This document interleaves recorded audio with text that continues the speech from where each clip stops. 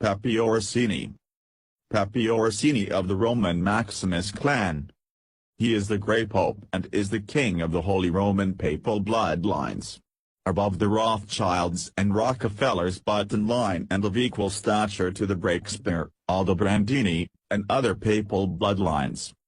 Knight of Malta. Tom Cruise donates to the Optimum Population Trust of Manchester, England. He and his father are major depopulationists. Both are tied to the papal bloodline Orsini family, a most powerful family in complete control of the conspiracy. Pepe Orsini is the Grey Pope working with his Black Pope and his Society of Jesus. The Orsini, Maximus, Orso, family are the Zoroastrianist shadow hierarchy of the Jesuit order. The Illuminati is only one of the 6 current heads that make up the beast, and there is a head to that beast. A woman who rides that beast, the evil Queen Hephzibah, the matriarch who is said to be the reincarnation of Semiramis. You will never read any article about her. She is an Nephilim hybrid, a great-granddaughter of Lucifer himself, and she is the mother of the Antichrist, and the Queen, the Piner, and others are all afraid of her. As this previous poster has said, yes, there are others that you never hear about, and that all information is destroyed before that it can get out. I could not give this information out if I wasn't one who is feared by the elite myself. The real people in charge, you have never heard of them. The real 13 Zoroastrian bloodlines of the Illuminati. Ptolemaic papal bloodlines. Orsini. Breakspear. Aldobrandini. Farnese. Somaglia. All controlled through the Jesuit order and their Knights of Malta and Teutonic Knights, all based in missile-protected Borgo Santo Spirito in Rome. Pepe Orsini, Italy. Henry Breakspear, Macau, China. This is the true power finally. This is the Gulf and the Gibble and power over mankind. The Cecil family were controlled by the powerful Jesuit family known as the Pallavicini. Maria Camilla Pallavicini is far more powerful than Queen Elizabeth II. The Queen and Prince Philip are totally subordinate to the papal bloodline, the Breakspear family and their Jesuit UK HQ at 114 Mount Street. Please go and study who funded Elizabeth I that astronomical amount of money to fight the Spanish. Yes, Pallavicini. The most powerful man right now in the conspiracy over this world is a Roman by the name of Pepe Orsini of the powerful Roman papal bloodline, the Orsini, also known as Orso, and the ancient Maximus family. There is no one more powerful than this figure, who is really the Grey Pope. The papal bloodlines are the secret shadow hierarchy of the Jesuit order, even behind the Black Pope touted as the number 1. These powerful bloodlines are the Breakspear, Somaglia, Orsini, Farnese, Aldobrandini. You'll notice David Rothschild marrying into the Aldobrandini with the pretty Princess Olympia Aldobrandini. Another real head of this is Henry Breakspear, who resides now in Macau and China. Many of the papal bloodline heads now live in Asia and India. What does that tell you? The current Black Pope, Adolfo Nicholas, was brought forward for the position due to the Jesuits bringing about of Asia as the next power player of the agenda. Both this Black Pope and the White Pope aren't of papal bloodline, they are both commoners. I've named the most powerful families on the planet. I've named the Grey Pope the one in between the white and black but unseen. Saturnalian Brotherhood, the real 13 Zoroastrian bloodlines of the Illuminati. House of Borgia. House of Breakspear. House of Somaglia. House of Orsini. House of Conti. House of Chigi. House of Colonna. House of Farnese. House of Medici. House of Gaetani. House of Pamphili. House of Este. House of Aldobrandini. These Egyptian Ptolemaic dynasty rulers are in full control of the Company of Jesus. High Grey Council of 10. The Black Pope. This is some good info on the Black Pope. The Black Pope, Superior Jesuit General, the President of the World, speaks at Loyola Military Fortress University in his unratified 14th Amendment Little Rome D.C. United States Corporation. A corporation under International Maritime Admiralty Law, Uniform Commercial Code, based upon Vatican canon law and perfected by the Roman Empire. He lies about his power. He's over the Pope as of 1814. He only serves and works with the shadow Jesuits, being the papal bloodline Orsinis, Breakspears, Aldobrandinis, Farneses, Samalges. Adolfo is not of papal bloodline. Some black popes have been. The next in power beneath the Jesuits is the Bourbon King Juan Carlos of Spain, the Roman monarch of the world, the King of Jerusalem and small military navigator. This is the true world's power system right now. Adolfo serves as a military general protecting the Zoroastrianism and Mithraism mystery schools. The Jesuits were created by the papal bloodline Farnese during the reign of Farnese Pope Paul III. Loyola was commissioned by Alessandro Cardinal Farnese. The Borghi, a crime family, created the Jesuits. After the terrible reign of Pope Alexander VI, the Romans were disgusted with the Spanish and vowed that there would never be another Spanish pope. This animosity toward the Spanish was further aggravated by the sack of Rome in 1527 in order to prevent the divorce of Henry VIII from Catherine of Aragon. The Borgia answer to this Spanish animosity was the creation of the Order of Jesuits, a quasi-religious, military strike force whose members were totally dedicated to their Spanish leader, who bore the military title of general. Like the White Pope, the general is elected for life, and the Jesuit dynasty is a parallel or pseudo-papacy. Of course, the general is content to run the show from behind the scenes so as not to arouse the age-old Italian hatred for the Spanish. The Jesuit general is referred to as the Black Pope at the Vatican because he always dresses in black. The Jesuits were officially founded in 1540 by Pope Paul III. Ignatius Loyola became their first general. Don Francis Borgia was the great-grandson of Pope Alexander VI, and co-founder of the Jesuits. On his mother's side he was descended from King Ferdinand of Aragon.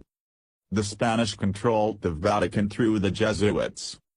For the past 500 years, the Spanish Inquisition has controlled the Vatican by means of the Jesuits. All the Jesuits answer to their general in Rome, and he in turn is content to run the show from behind the scenes, without any publicity or public acclaim so as not to arouse the age-old Italian hostility to the Spanish. Vaticanus. Vaticanus then is a combination of Vatic plus Anus, just as Romanus is a combination of Rome plus Anus. Therefore, Vaticanus Collus or Vaticanus Mons mean the prophetic hill or mountain, which can be rephrased as the hill or mountain of prophecy. The word Vatican is just a shortened form of the word Vaticanus, just like Claudian is a shortened form of Claudianus, as shown above. This association of the Vatican with prophecy is even confirmed by this recent Catholic book. Where does the word Vatican come from and what does it mean? The word derives from the Latin vates, which means tellers of the future. This name was the name given to a hillside on the west bank of the Tiber River in Rome because daily lineups of fortune tellers used to hawk their wares there to passers-by on the street. In the 14th century, when the papacy was returned to Rome from Avignon, France, the present-day Vatican became the residence of the popes, and the word came to refer to the enclave in the middle of Rome that had become the seat of the Roman Catholic Church. Source: Incredible Book of Vatican Facts and Papal Curiosities, by Nino Lobello, 1998. Here is a verse from the Latin Vulgate Bible and King James as an example of the use of Vatic. Emphasis is mine. Ne 6:12. Et intellecti quod Deus non missis quasi vaticinans locutus est ad me et tobia et sanabula et conduxus centum. And, lo, I perceived that God had not sent him, but that he pronounced this prophecy against me, for Tobiah and Sanballat had hired him. Now, note the following coins minted in Vatican City from 1955 to 1965 under 3 popes. The inscription on the reverse side of the coin reads in Italian Città del Vaticano, which as we can now see, means city of prophecy. And the woman which thou sawest is that great city, which reigneth over the kings of the earth.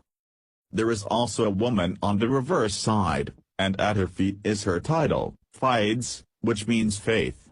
This woman is symbolic of the Roman Catholic faith, or Roman Catholic Church. Interestingly, the word anus in Latin also means old woman, so Vaticanus is a combination 2 words that also result in the old woman of prophecy, this woman being symbolic of the Catholic Church. Above is a papal medal minted by Pius XI in 1929 to commemorate both the Lateran Treaty, which restored papal sovereignty and made Vatican City an independent state, and the 50th Jubilee of his priesthood. The sunburst wafer of the Eucharist appears in the sky above the Lateran and St. Peter's basilicas, over the cup of the Mass.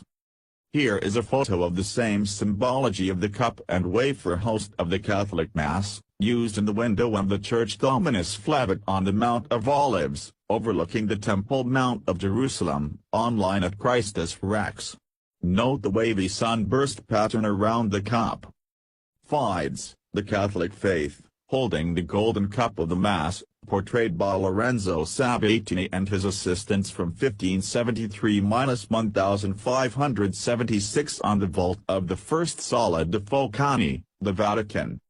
Speaking about his teachings, Jesus Christ said, Matt 9:17 Neither do men put new wine into old bottles, else the bottles break, and the wine runneth out, and the bottles perish, but they put new wine into new bottles, and both are preserved.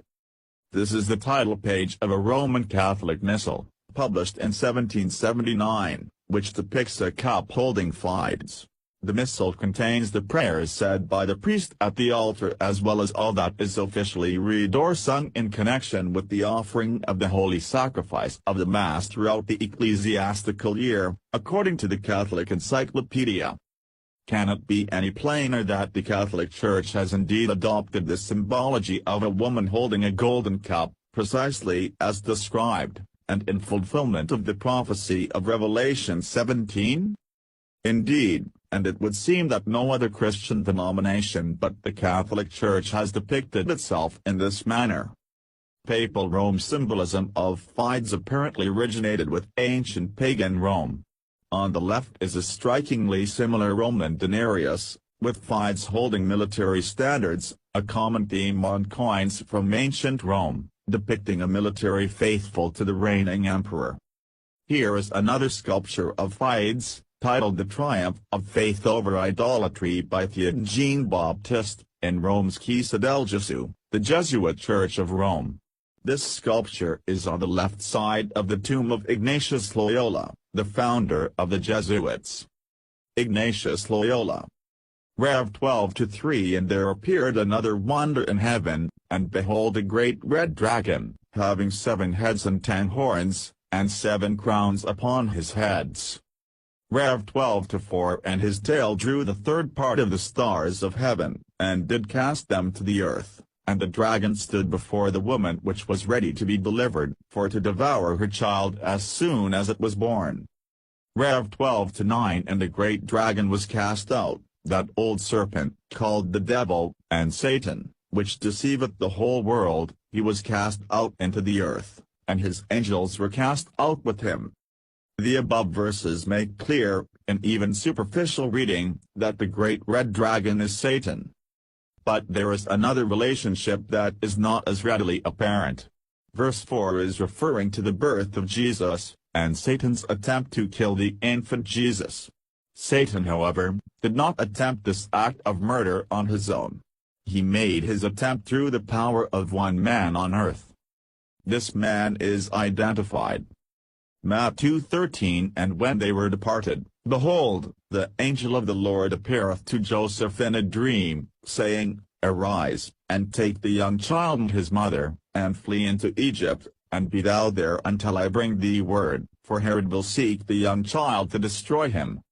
Herod the Great, the king of Judea and Palestine, was the agent Satan used in his attempt to kill the infant Jesus. It is significant to note that Herod received his office from the Roman Empire. In 37 BC, Herod the Great conquered Jerusalem with the aid of Roman armies and made himself king. Now notice again in Rev 12:3 that Satan is described as having 7 heads, 10 horns and 7 crowns. This is important because it is a key to identify Satan and his agents elsewhere in Revelation. Rev 13:1 "And I stood upon the sand of the sea, and saw a beast rise up out of the sea, having 7 heads and 10 horns, and upon his horns 10 crowns, and upon his heads the name of blasphemy." Rev 13:2 "And the beast which I saw was like unto a leopard, and his feet were as the feet of a bear, and his mouth as the mouth of a lion, and the dragon gave him his power, and his seat, and great authority." Here another agent of Satan can be found. Although nearly identical in description, it is not Satan, because verse 2 says this beast power gets his power from the dragon, a clear reference to Satan. As we observed in Matthew, Satan used the power of the ancient Roman Empire to attempt the murder of Jesus. The dragon and Rome worked with the same mind toward the same goal. So in Rev 13:2 we can possibly substitute Rome for the word dragon.